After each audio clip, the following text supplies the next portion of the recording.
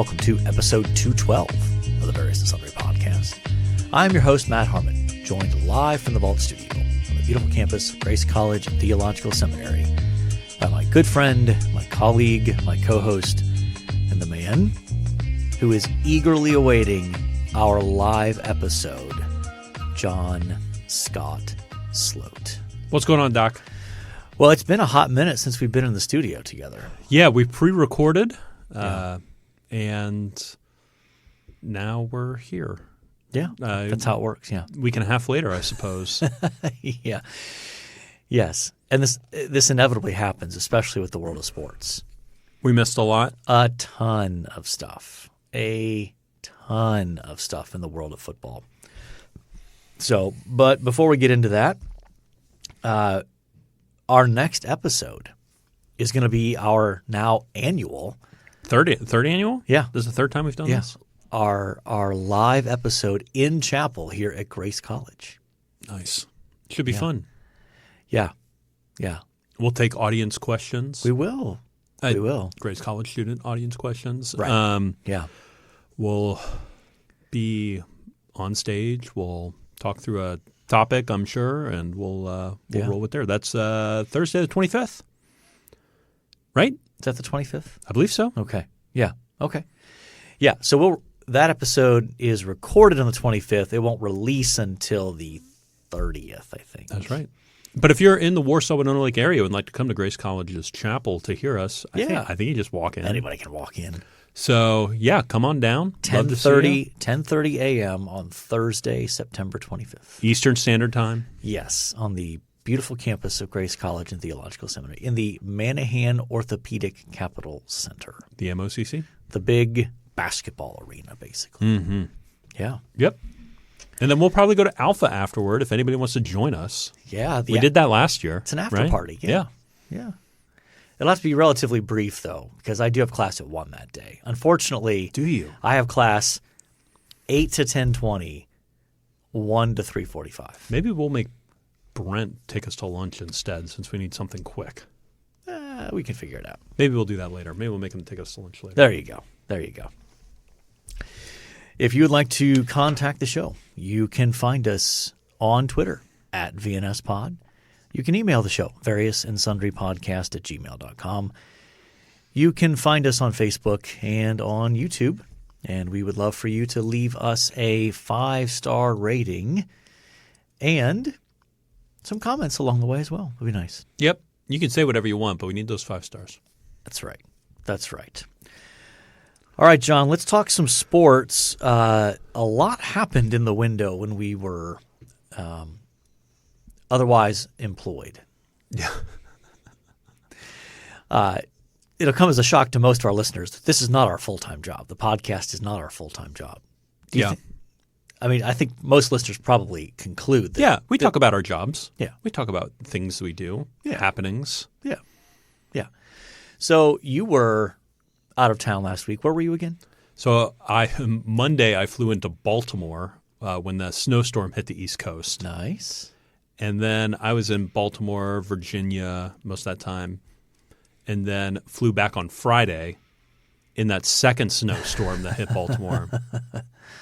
That's where I was. Yeah. And the good people at Southwest were behind, but got me off the ground. I'm not sure I've ever been on a plane that had to be de-iced before. Oh, really? I don't think so. But it was a fact. Like, we had to get in line in our plane. You go through this basically place where they spray you down with antifreeze basically and get all the ice off the plane. And then you've only got a window where that stays in effect. Depending probably on how cold it is, I imagine. Right. Yeah. Because I've been on a plane before where they de-ice the plane and then the queue is so long to get off the ground that we've gotten in line and they're like, sorry, folks, we got to go back in and get de-iced again because it's worn off. Why can't a plane fly with ice on it? Any idea? Does it just change the aerodynamics of it? I have no idea. Okay. It's got to be a real problem if they if they do this all the time. Yeah. Did you saw the story, I assume, by the way, of that Alaskan Air flight that the door just flew off of in mid-flight? Yes, I did see that. As a Boeing investor, I saw that. Yes. Yes. I see. I bet it wasn't a good day for Boeing stock. It was not a good day for Boeing stock. Okay. No. Yeah. Yikes. Yeah, it was. Now, one thing that happened on that flight that, like, I don't know if you saw. Did you see video from it on Twitter? Yeah. Where people are just like sitting there with those little masks on, right? You know, like they're supposed to. Everybody looks super calm. Yeah. But the door is just open. Anytime I see a door come off in the movies of a plane, everything just gets sucked out that door. Yeah. That didn't happen. Well, could it have happened earlier so that everything that was loose already got sucked out and everything that was just solid? Yeah. Maybe. I don't know. But anyway, so I was in Grand Rapids for a chunk of the week, and that's why I was not able to film. I'll talk a little bit more about that. You mean record? What's that? Did I say film? You said film. Okay, sure, record. Sorry. Verbs matter. Sorry. I mean, I don't know that there's a strong distinction between film and record. Depends on context, yeah. Okay. All right. Well, there was a film crew. You were being filmed in Yes. Grand Rapids, but we're not filming here. Correct. Okay. You're going to be that guy. Sorry. Let's just sports. Right, let's talk sports. Let's try that again. Let's do college football. What's going on in college football, man? All right, John. Let's talk sports here. So, You're having to change our timestamps and everything. Look what I've done to you. That's fine. We're a little out of practice here. In the time since we've recorded, Nick Saban retired. Why? Why did Nick Saban retire? I think he's old. How old, though? How old is Nick Saban? 72? Okay. Is he older? 73? Older than Bill Belichick? Younger? Are they about the same age? I think he's a little older than Belichick. Really? I think. I think they're pretty comparable, probably. Okay. Why? Why did he retire? Other than age has taken him, or why? I think he just got. I mean, college football has changed dramatically over the last 3 years with name, image, likeness stuff and transfer portal stuff, and that's kind of what I heard. I heard it was name, image, likeness, that he was just. Yeah, I mean, I think at his level of success, he's won is it 7 national titles, something like that. Is the 8th one really gonna do anything different for him than 7 did? Yeah. Like, no, it's not. So that what's interesting is that triggers a rule in college football now that when your head coach leaves, that the players in that program then have 30 days, a 30-day window if they want to transfer out. And a ton did, right? I mean, they have lost several, yes, including they've lost 2 to Ohio State. One of them is their terrific freshman safety, Caleb Downs, who just a fantastic talent. So that's a huge pickup for Ohio State.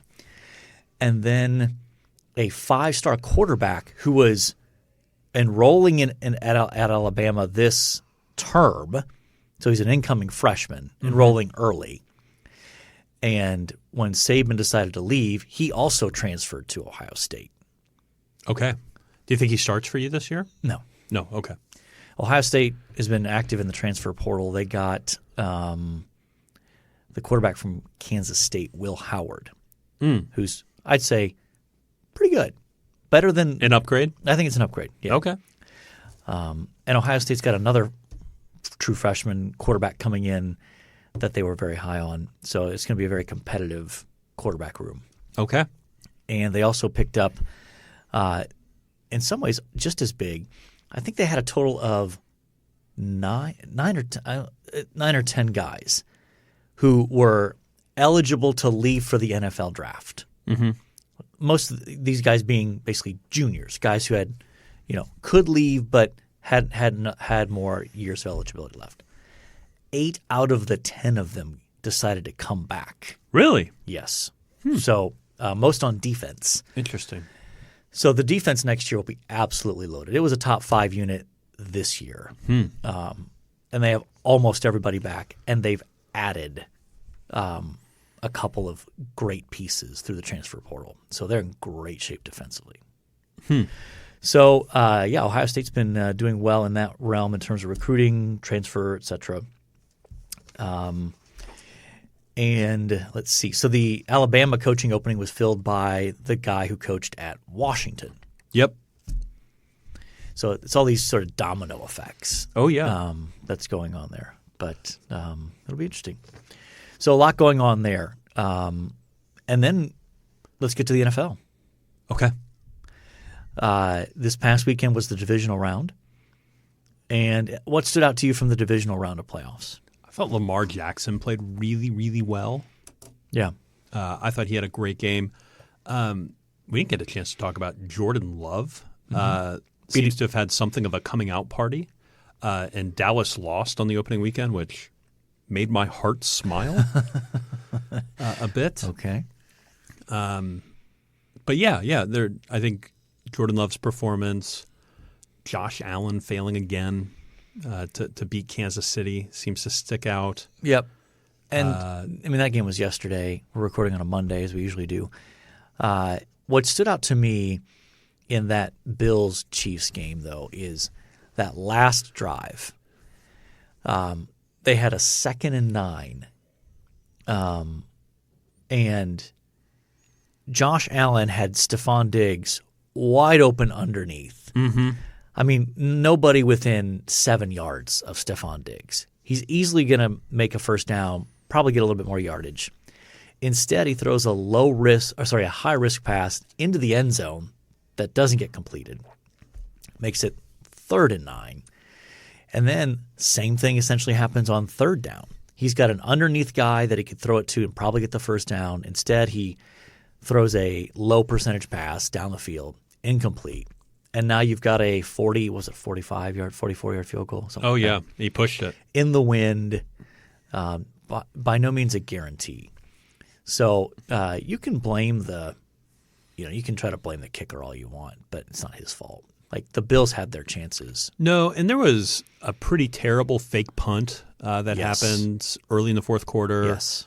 Now, I will say they got lucky on the McCole Hardman fumble at the goal line. Yep. I think that was a coin toss as to whether it was actually a fumble. I do think it was a fumble at the end of the day. I do too.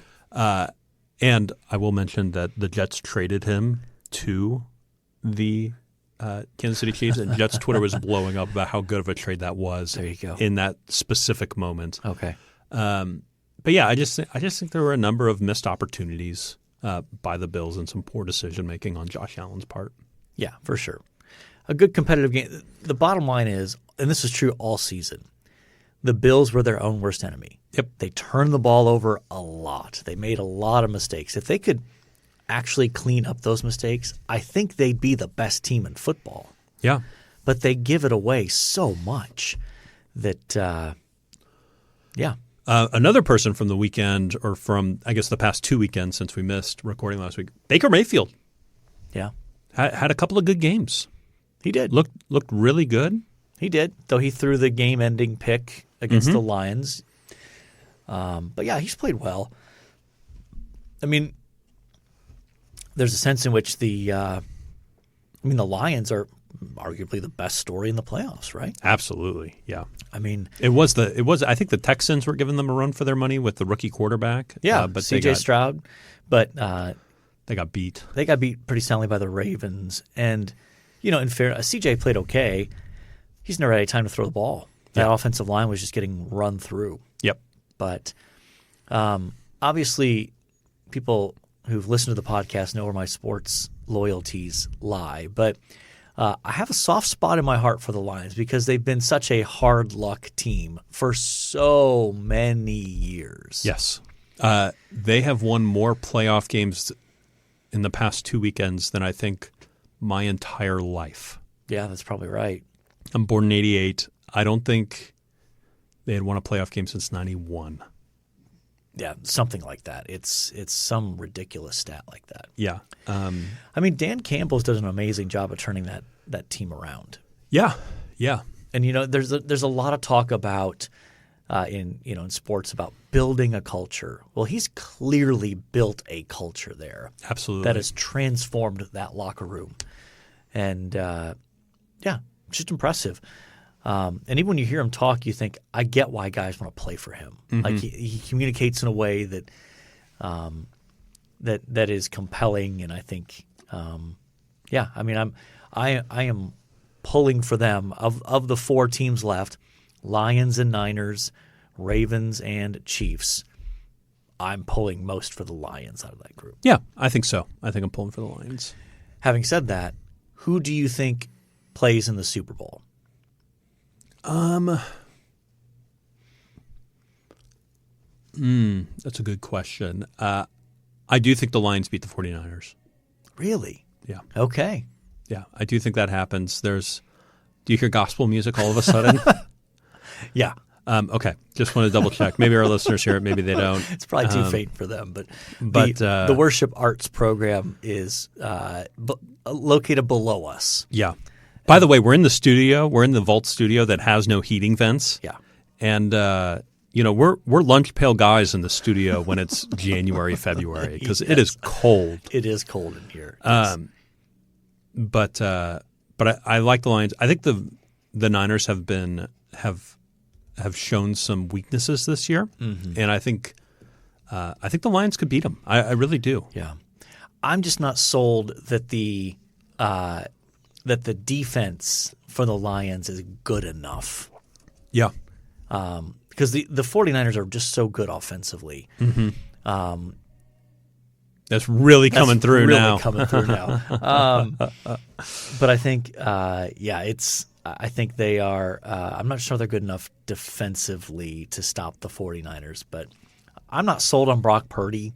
Like, I think he's solid, but not I think, for example, like I think there's a lot of quarterbacks you could plug into where he is. Oh yeah, and they would do just fine, if not better. And then on the other side, Ravens, Chiefs. I'm probably rooting for the Ravens to get in there. Okay. Yeah, as much as the NFL wants the Chiefs to get in and have Taylor Swift at the Super Bowl. See, this is where I'm conflicted because I don't like the Ravens. But oh my word, I am so sick of the Taylor Swift stuff connected with the Chiefs. Just absolutely sick. I was entertained by Travis Kelce's brother at the game, shirtless, chugging beers in the freezing cold. Yep. That was funny to me. That was great. Yeah. Yeah. But I am so done with, after every play that Travis Kelce makes, here's the obligatory shot of Taylor Swift in the box. Yeah. And I say that as a guy, I hope they find true love. Like I hope they end up together. Yeah. I really think the relationship's great. Go for it. Oh, sure. I heard they were looking at engagement rings. Yeah. We'll see. Yeah. Bully for them, I guess. In the words of Ron Swanson, bully for them. And I hope that, but enough cutting to her every single play. It is over. Or every time Travis Kelce makes some sort of play, it's up. There's the shot of her and Mahomes' wife. Mm-hmm. Yep. Like, we get it.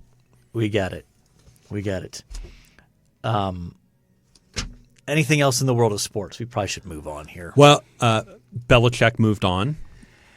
Yes. Now, as of recording, he's not been hired anywhere else yet. He's interviewed for the Falcons job. Has he interviewed anywhere else? Not that I'm aware of. I imagine Jerry Jones checked in on him before saying Mike McCarthy was coming back. And do you think that Belichick was like, I don't want all the drama that comes with Jerry Jones?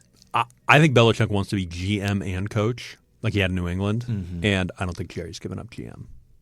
Yeah, that's probably true. So I think that's part of it. I think the most natural landing spot for him is Atlanta.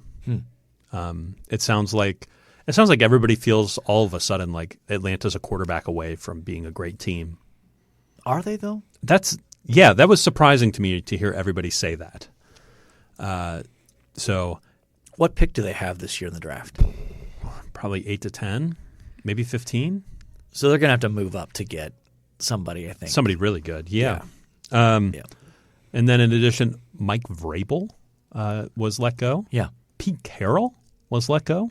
Though didn't he move up in the organization into some sort of office. There was chatter of him being a head coach of another team still. Okay. So he's also like 72, 73 in that ballpark. Yeah.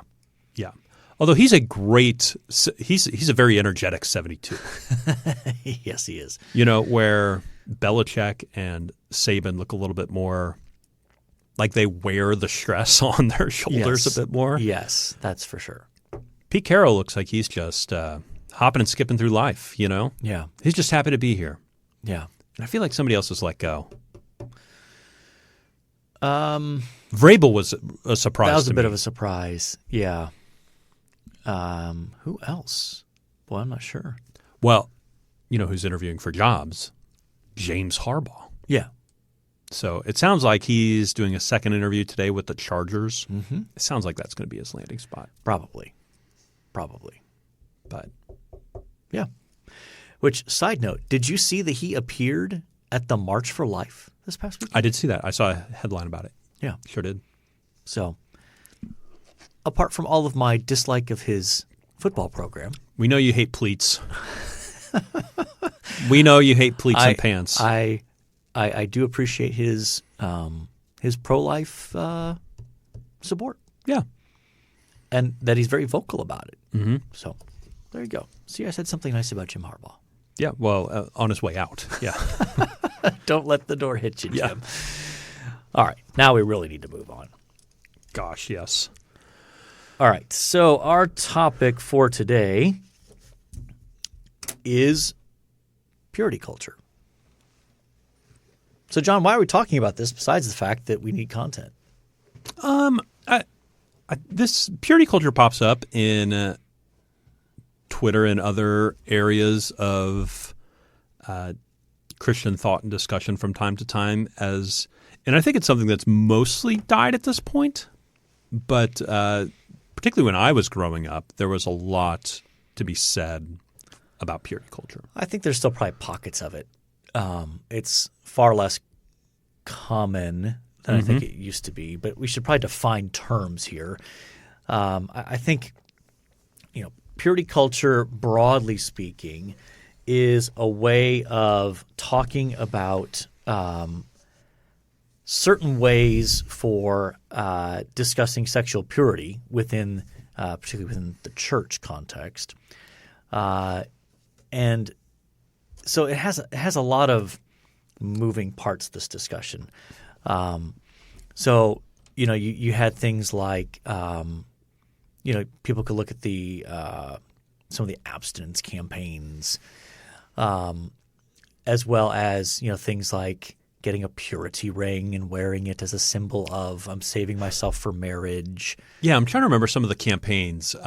Silver ring thing, I feel like, was one of them. Yeah, could have been. True Love Waits. True Love Waits. That was the big one, I think. There was a handful of others, but they would basically take their show and go to different churches around the country and talk about this. Yep. And this whole area of discussion basically has come under fire from at least some, because realistically, if you look at the phrase purity culture, it's almost always used in a negative context, that it's a bad thing. Did you ever go to one of these events? No. I don't think I did either. Now, I think my church growing up did use some of the curriculum or some of the materials that were available through these. Yeah. And so, I think the perception seems to be that in this context, purity culture refers to the approach of talking about sexuality within the church, specifically towards youth. So teenagers. Teenagers, yes, and encouraging them to avoid sexual activity until they are married. Mm-hmm. Which, on the one hand, you think, well, yeah, that's a good thing. I mean, I think the Bible's pretty clear about that. The challenge is that people have pushed back and said, yeah, but some of the ways that was talked about were unhelpful. Yeah. I think in particular that some of the ways that sexual purity was talked about made it seem like, for example, sometimes it would be taught in certain ways. It's like to girls, well, if you're not pure, nobody's going to want you. Yeah, yeah. So if you've messed up in this area, no guy's going to want you. There's the famous thing, the famous illustration by Matt Chandler, where he says he's at one of these rallies, and this guy goes up there with a rose and says, "Pass it around, touch it, feel it," and talks about sexual purity being this. And this guy pulls the rose, and it's bent, cracked. Mm-hmm. Who would want this? Is what the preacher says. Yes, which then leads to the classic Matt Chandler line. Yeah. Jesus wants the rose. That's right. Yeah. Jesus wants the rose. Yeah. And so I do think there are legitimate criticisms of the way that sexuality was talked about in the church. I do think there are legitimate criticisms of that. Mm-hmm. I do think that when you talk about purity in a certain way and make comments like, if you're not pure, nobody's going to want you, it seems to me like you're undermining the notion of grace mm-hmm. and forgiveness for those who turn away from their sin and repent. Yeah. Which is Matt Chandler's criticism, right? Ultimately of purity culture. Yeah. Yeah. And I also think, another element of purity culture that was unhelpful was this way of talking about sexuality that was basically, if you abstain from it, when you actually do get married, that area of your life is going to be absolutely amazing. Mm-hmm. And so don't settle for the cheap imitation. Wait for this great experience once you're married. Yeah. And, I think that probably set up a lot of young men and women for difficulties. Yeah. Because there is no guarantee that area in a marriage is going to be easy or spectacular. Mm-hmm. It comes with its own set of challenges and difficulties. Let me ask you this, and I'm going off script here. So go for it. I apologize. It's your pod too. What do you think were the circumstances that led to somebody going like, boy, you know what we need? We need a big bus tour where we bring an awesome band, hand out silver rings to people, and tell people not to have sex with their marriage. Like, what are the circumstances, mm-hmm. culturally speaking, that led to something like that? Well, I think – because I have some ideas, obviously. Yeah, I think just the growing sexual permissiveness within culture in general, mm-hmm. Both just in the culture as a whole, but then even in media in terms of films and TV shows and that sort of thing. I think that was a big piece of it. I also think as the 80s unfolded, there was also the AIDS epidemic and the rise of STDs. Yeah. And so there was even sort of a kind of a health component to it of, look, not only is it good from a biblical perspective to avoid this, just from a potentially scary health end of things, you could get AIDS or some other STD, or you could end up with an unwanted pregnancy. Yeah. So I do think there were legitimate, concerns. Yeah. Sexual revolution mm-hmm. would be baked in a little bit to what you're saying there. Rising in teen pregnancy as well. Mm-hmm. And sure. Yeah, and then I think I don't know when these necessarily started, but my guess would be late 80s, early 90s would be when some of these things got going. Yeah, I think in the 80s themselves, yeah, but ramping up towards the end of the 80s into the early 90s. And we had a president who mm-hmm. Had some extracurricular activities. Yes, had an inappropriate relationship. There we go. With a young woman, yes. Yeah. So I think all those things really sure added fuel to the fire of this sort of what you and I would call a biblical point of view of sexuality, right?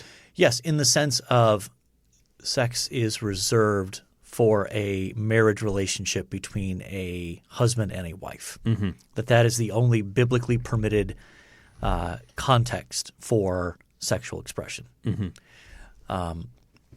And so I think as long as we're talking about that, yes, absolutely. Now, of course, there were other things that get added on to that, right? That can be unhelpful. And here's arguably, I want to make this pivot in one sense. I do think that some of the criticism of purity culture is identifying real things, real flaws with how sexuality was talked about in the church. I do think that's true. Mm-hmm. However, I also see a lot of the critics of purity culture seem to be also critical of a biblical sexual ethic itself. Sure. That it's not just, well, no, they got the basic idea right. They just went about it the wrong way. It's, well, we need to rethink the whole biblical sexual ethic of reserving sexuality for a marriage relationship between a husband and a wife. Mm-hmm. And so to me, that's part of what makes hearing some of the criticism of purity culture a little ironic in one sense of you want to throw out everything basically, even though you've correctly identified some wrong approaches. Ultimately, it seems to me like for some of them at least, their ultimate issue is not the way it was done. It was just that they were opposed to a biblical sexual ethic to begin with. Mm-hmm. So now it's my turn to put you on the spot. What are some more helpful ways that in the church, especially with youth, but even just more holistically to the congregation, what are some more helpful ways that we can talk about the area of sexuality that avoids some of those missteps and yet in no way compromises a biblical vision of sexuality? I mean, gosh, I have so many thoughts swirling around in my head right now. Just pick one. I think speaking of a positive vision of sex in marriage is a and not just like it's going to be great or giving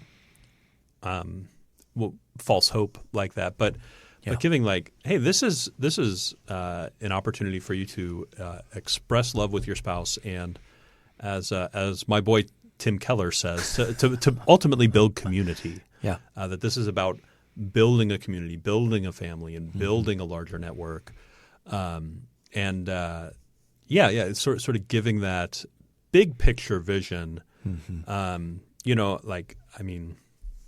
I can think back to probably the closest thing I came to purity culture was Christian high school sex education. Okay. In let's call it like 98, 99. So we're talking like right in the sweet spot. Yeah. And I just remember we stepped into sex education and it was, hey, here's a bunch of pictures of STD genitalia. Oh, no. Yeah. Oh, no. Wait till you're married and this won't happen to you, know, and I think there's something about that that's just nakedly pragmatic and ultimately unhelpful. And you know what? I was 13, 14 years, however old I was, and I just don't remember a whole lot of gospel in there. I don't remember a whole lot of grace. I don't remember a whole lot of discussion of that. I remember the guy coming in and talking to us about condoms and how they don't work. I think giving a full picture of God's glorious plan for sex in marriage and how it benefits the family, benefits the couple, benefits the community. I think talking through that's going to be best ultimately. Yeah. I think too, I just remember I think it's really hard to go – so you think about this. If all your approach to talking about sexuality in the church with youth is basically don't. That's a tough transition to go from that to, okay, now you're married. Go for it. do. Yeah. Like seriously, if you've been immersed in a culture or in a context where all of the associations with sex are negative for the consequences and all that sort of stuff, if there's never any sort of positive vision for the goodness of this within the right context, then I think that's a really hard transition to go from having it drilled into your head, don't do this, don't do this, don't do this, and then suddenly flip a switch on the wedding night and beyond, and it's, okay, now do that. Like I do think that's a hard transition for a lot of young married couples to go from that just been beaten in their head about can't do that, can't do that, can't do that, can't do that. Now it's okay. Like that's a quick turnaround kind of thing. Yeah. So I think that, even just some of the ways that we talk about that area it needs to be a more holistic picture of what the Bible says about that, along with the consistent message of there is grace and forgiveness for those who have sinned in this way, and that that's part of the beauty of the gospel. Yeah, and just maybe this is a clearer version of the point I already made, but like when you have a pragmatic goal, like get kids to stop having sex, the gospel is going to lose out in that narrative, right? And you're almost certainly not going to accomplish heart level transformation, heart level grasp of the goodness of God's ways, and the beauty of forgiveness for those who have sinned in that area. Yeah, I just think that gets lost if you don't do it that way. So, anything else on that, John? Nope. Let's press on. Have we avoided getting fired? I think so. I don't know what we would have said that would have gotten us fired. I don't know. Today. We're out of practice, so I just want to make sure. Yeah. All right. Time for This Day in Sports History. This Day in Sports History, January 23rd. 23rd January. Yours almost a 12th over. 1958, Pakistani cricket batsman Hanif Mohammed scores a record 337 runs in 970 minutes in draw first test v. West Indies at Bridgetown. Longest innings in test history. Okay. What a game. I mean, it's been a hot minute since we've had a cricket reference in here too. Yes, and I think I got about half that sentence before I just felt like I was uttering gibberish. Yeah, that's fair. 1983 Mud Bowl. Miami Dolphins beat the New York Jets 14-0 in the AFC Championship game on a wet, muddy field, which negated the Jets' significant speed and skill advantage. I'm pretty sure that game was played in Miami. I'm sure. At the Orange Bowl? Yeah. Yeah. And I believe that would have been Dan Marino, his second year as a pro. Yes. And I think his only Super Bowl that he went to. Correct. Yeah, absolutely. And was that the fake spike game? No, that came later. That came later? Yeah. Okay. I believe Neil O'Donnell was the quarterback of the Jets. Back then? Boy, I don't know. Maybe. He was in the same draft as Dan Marino. Was he? Okay. Yes, he was. Also in 1983, tennis great Bjorn Borg announces his retirement at 26. He won 5 Wimbledon championships and 6 French Open titles. He was great. He was terrific. Who did he play tennis against that was upset that he retired? Was it Johnny Mack? Probably. Okay. 1998, Michael Jordan scores in the double figures for the 800th consecutive game in a 198 overtime win in New Jersey, adding 40 more double-figure scoring games to his NBA record before retiring for the second time in 98. Whew. Yeah. What a guy. He could score. 2015 Golden State guard Klay Thompson scores the most NBA points in a quarter, 37, and most three-pointers in a quarter, 9, in a Warriors 126-101 win over Sacramento. Klay Thompson has some pretty impressive games. He does.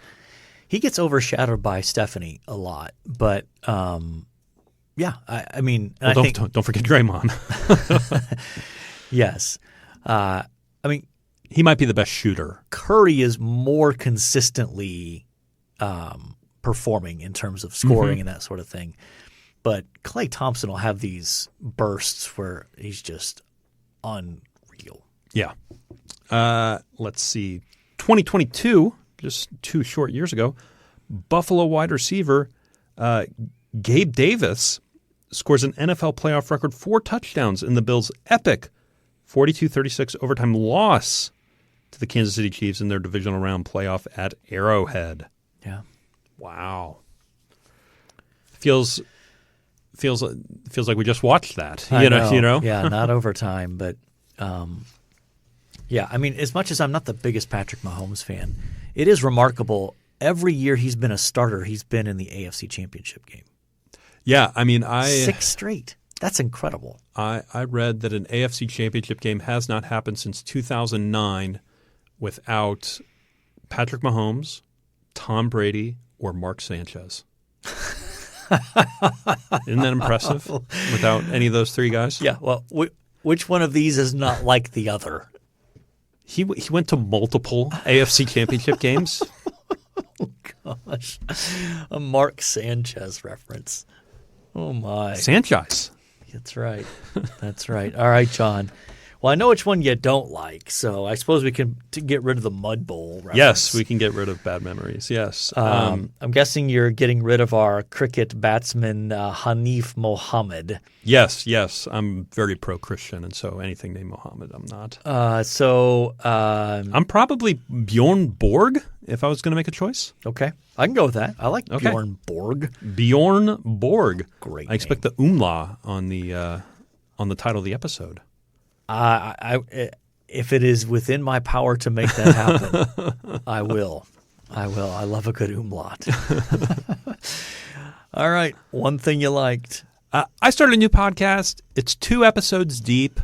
We'll see how it pans out. So far, it's interesting. It's something that I don't know a ton about, mostly because it happened when I was an emerging teenager.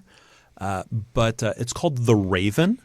And it's investigative around the Ray Lewis murder that happened in like 2000, 2001, somewhere in that ballpark. Okay. Is that on Netflix? No, it's a podcast. Oh, it's a podcast. It's a podcast. The Raven. Because I just did. Oh, did I listen to that? I feel like I've listened to that. How new is that? There are only 2 episodes in. Okay. Then I've listened to something else on the Ray Lewis murder trial. Yeah. It's a fascinating story.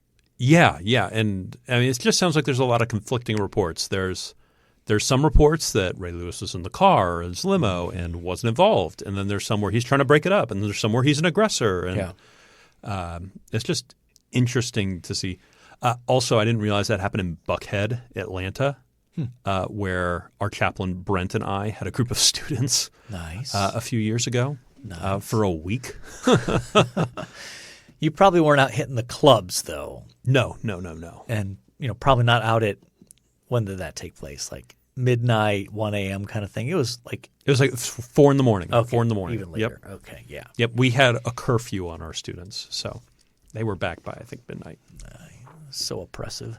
Yep.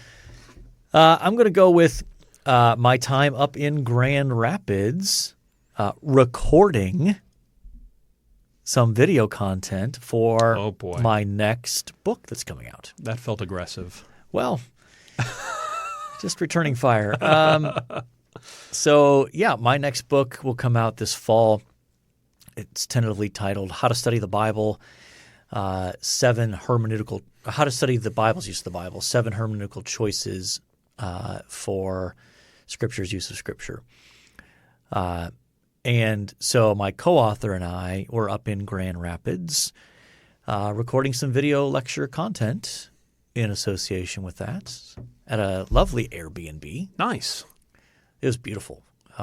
So weather was not great, but it was still picturesque with all the snow. Nice. And they fed us very well. Really? Yeah. What did you eat? Well, I think my favorite was we went out to a place called Railtown. Okay. It's a brewery / restaurant.